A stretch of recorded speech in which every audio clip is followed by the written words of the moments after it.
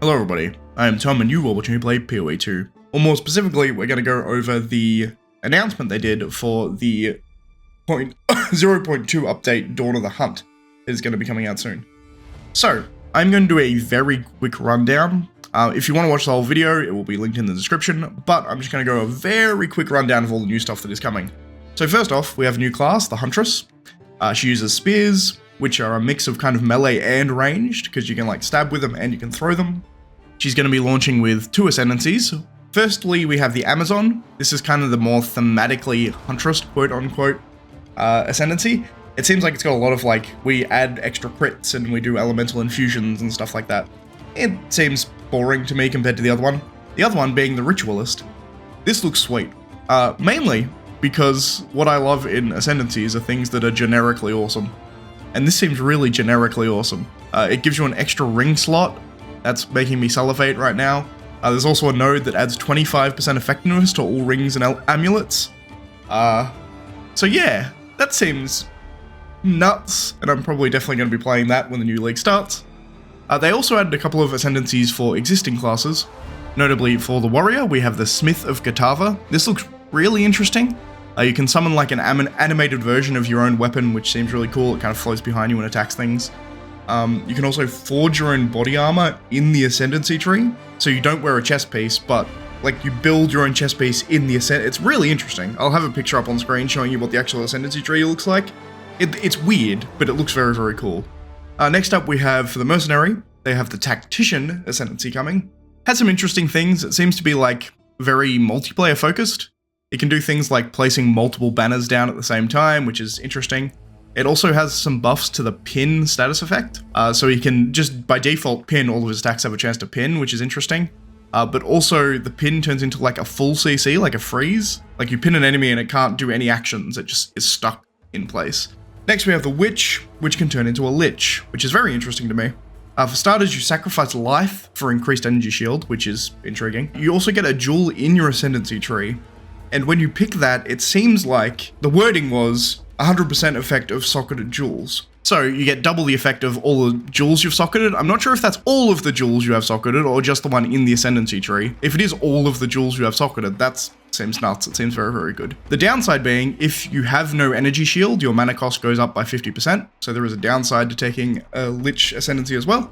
You also get things like Unholy Might just on all the time. You have Unholy Might on you and all your minions, which does chaos damage as additional damage, which is cool, I guess. You've got a chance for any enemies you curse to explode when they die, and curses can't be blocked, and you gain additional curse. There's a bunch of cool stuff for chaos damage and curse in there. Next up, Spectres, baby. We have Spectres.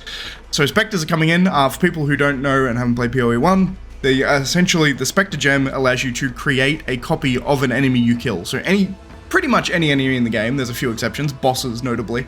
If you kill an enemy, you can use this skill and create a copy of it, and it will turn into a minion and fight for you. So you can just have a copy of any enemy in the game, which is really, really cool.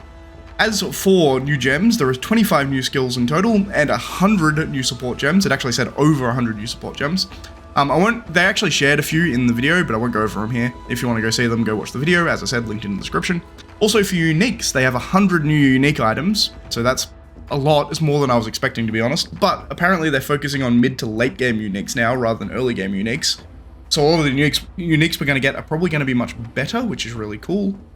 Small note, socketable runes now have tiers. So there's tier 1, 2, and 3 of runes, which is nice. There is a new league mechanic, quote unquote, which are wisps. When you're going through a map, it will spawn a wisp, which will kind of float around and you've got to follow it. And it will pass through enemies, and when it passes through the enemies, it will buff the enemies. And when it gets to the end of its path, it will possess a rare monster, and it will buff the rare monster massively, and it will get a big buff. And then when you kill it, you'll get rewards, and you will get more rewards based on how many enemies the wisp passed through before it finally got to the end enemy. And they will drop talismans, which are new socketables. Once again, I will have a picture of that on screen now. But there are new socketable things for your gear. They're more specialized and specific than runes, is how they're different. And now we get on to endgame changes. This is where the bulk of this stuff is, and there's quite a few. So for kind of generic changes, we have 8 new maps coming. One of them is literally just a boss rush, which seems really cool. There's another one that is like nothing but essence monsters. Again, really cool. We now have 40 Atlas nodes rather than 30, and the tree is larger. They've added more nodes to the tree. We also have Rogue Exiles coming. Once again, for those who didn't play PoE 1, Rogue Exiles are essentially just player characters turned into an NPC. So they have a class, an ascendancy, and they have gear, the same type of gear that we have. All of the gear they have can be dropped when you kill them. So you kill them and you get all their gear. They're kind of just a rare spawn. There's apparently 12 of them in total at the moment, but they're going to be in the game now, so they can just attack you randomly when you're in maps. They've also added a bunch of new strong boxes. I don't know how much I care about this because strongboxes, but when I last played, strongboxes were useless. So I have less, it remains to be seen whether I care about strongboxes, let's put it that way. Next up we have the endgame quest. It is far more objective driven now. You need to find a corrupted nexus, which is a specific map on your Atlas map. And you need to clear the corruption, which will spawn a boss at the end of the map, and you kill that boss and it will give you your Atlas skill points. So that's now how you get the Atlas skill points. You don't just have to do 15 maps. Do 10 maps, you know what I mean? So that is much better. But, notably, when you complete the Nexus and actually clear the corruption, all of the surrounding maps that were corrupted maps, they are now cleansed maps, which have a whole bunch of new enemies, but more importantly, they drop fracturing orbs. I'll go into this in a sec if you don't know what fracturing orbs are. For those who do, fantastic, we have fracturing in PoE 2 now. It could fix crafting for me, I'll be honest, we'll see, but I'm happy. Next up, we have a bunch of information about towers. So, they're changing them fairly significantly. First off, there's a lot less of them, but they're far more powerful. So they're more spread out, so you're going to get less that overlap. In fact, I don't even know if there's any overlapping whatsoever anymore. However, off rip, the tablets add double the mechanics, which is really cool. And if you run a higher tier map, it will affect how good the actual tower is. So if you run a high tier map, you'll get a better effect from the tower. So you'll get more maps affected in the area. Also, they've added the ability to add up to 3 tablets in one single tower, so you can add a bunch more mechanics really quickly off one tower. Also, all of the towers now can spawn all mechanics from the game, so they're less boring. There's actually stuff to do in there. You can actually get all your resources and things in there while you're actually doing the tower. Also, every single tower now has a boss at the end of it, which is really good. There are also unique tablets. One of them, notably, you put the tablet in and it makes it so that you can skip the pathing. So anywhere in the radius of the tower, you can just click somewhere so you can skip a bunch of nodes and start a new start point from where you go. And then for general map changes, lower tier, easier maps now have more chances. Notably, if you have 0 modifiers on a map, you get 6 portals, so 6 tries. You can die and go back into the same map. That goes all the way down to if you have 6 modifiers, or more technically with corruption, you will only have 1 portal available to you. Pinnacle bosses no longer grant any experience. However, you can no longer lose experience if you die to a pinnacle boss, so they're less punishing to try now. Apparently there were a bunch of people not trying pinnacle bosses because they were too scared to lose experience. So they've changed it so that you just can't. If you're fighting a pinnacle boss, you just won't lose experience. Also, reliquary keys are now out. I need to actually go do mine. I haven't done that yet. I really should. But essentially you can get a reliquary key to drop, which will give you a unique item made by someone who paid them a bunch of money at the start of the early access. And finally, we have crafting. For starters, we have new jewelry base types that exchange prefixes and suffixes and vice versa. So you can get -1 prefix but +1 suffix, or -2 prefixes and +2 suffixes, or vice versa, anyway, shape or form. That comes in rings and amulets. You can get Val orbs used on essence monsters now, which will either upgrade the essence that they have, or duplicate it, or turn it all into the same essence. It can do all the things it can do in PoE 1, seemingly. So you can kind of just corrupt it, but you do it just with a Val orb now. There's no longer a corrupted essence. That doesn't exist, but you can just use a Val orb directly. Also, corrupted essences, after saying there's no corrupted essence, there are corrupted essences back, same way they were in PoE 1. They do interesting things. We'll have to see what they all end up doing. They didn't really go into it in too great a depth, but there are 4 more essences coming that do different things.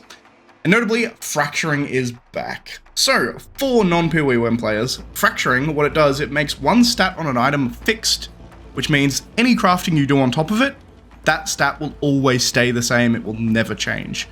So this goes a long way into fixing crafting, I think. It remains to be seen whether it will be enough, but I feel like fracturing is such a big thing. And also, seemingly, fracturing orbs are going to be relatively easy to come by, it looks like. I say that with probably more confidence than I should, but it seems like they're not going to be really hard items to get. It seems like you can focus farm them relatively easily, which means I'm going to be able to actually craft things rather than just buying things, which will be so much nicer. And finally, they're adding Recombination. So it is now part of Expedition, So it is now the expedition currency, another thing to spend on, other than just kind of gambling items at the vendors. You can do recombination. Once again, for non-POE 1 players, recombination is when you get 2 items and you smash them together and try and get the best stats off each one, and it creates a new item with a combination of the stats of the other 2. So let's say you have, as an example they did, 2 crossbows. You then put those crossbows together, it will create a new crossbow. The base type will be one of the 2 that you select, and then we'll select 1 prefix from one, maybe 1 prefix from the other, 1 more prefix and a suffix from the left one, and then the last 2 suffixes from the right one. So essentially it will just combine all the stats, so you're hoping to get the best stats from both. But that's it. That's pretty much everything that was really notable for me to tell you. All of that content, notably, is going to the existing leagues. However, they are going to be doing a new league that's going to launch with the update on April 4th. And with that, we are done. Now, apologies if this sounds a little disjointed in the recording. I still have COVID. I am coughing up a lung every 20 seconds when I'm trying to record this. So, I think I've cut out all the coughs. I don't think you're going to get any. Hopefully I've done that. But there's a few times where I start coughing mid-sentence and I've just cut out the cough and started the sentence again and then smacked them together in editing. It's a bad time. Anyway, thanks for watching, guys. If you like the video, please leave a like, subscribe, all that kind of jazz, and I'll see you next time. Bye, guys.